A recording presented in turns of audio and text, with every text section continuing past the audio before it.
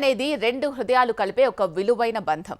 భార్యాభర్తల మధ్య లోతైన సంబంధం పెళ్లి.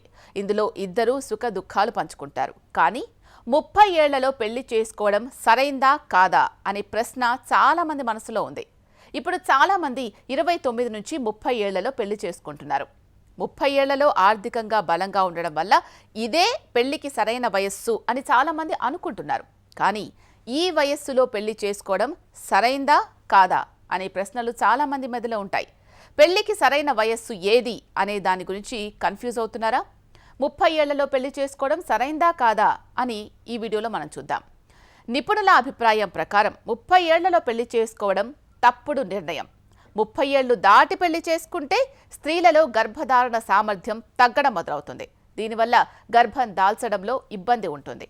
30 ఏళ్ల వరకు శుక్రకణాల నాణ్యత సంఖ్య బాగుంటుంది. కానీ 30 దాటిన తర్వాత శుక్రకణాల నాణ్యత తగ్గడం మొదలవుతుంది. దీనివల్ల గర్భం దాల్చడంలో సమస్య రావచ్చు.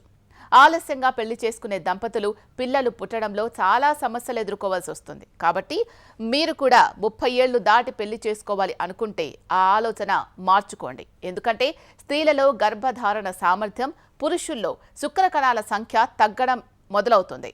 లైంగిక జీవితంలో చాలా ప్రభావాలు ఉంటాయని నిపుణులు హెచ్చరిస్తున్నారు. 30 దాటి పెళ్లి చేసుకుంటే ఉద్యోగం మీద ఎక్కువ శ్రద్ధ పెట్టడం వల్ల కుటుంబ జీవితంపై దృష్టి పెట్టకపోవచ్చు. ఆలస్యంగా పెళ్లి చేసుకోవడం వల్ల శారీరక సాన్నిహిత్యంలో సమస్యలు రావచ్చు.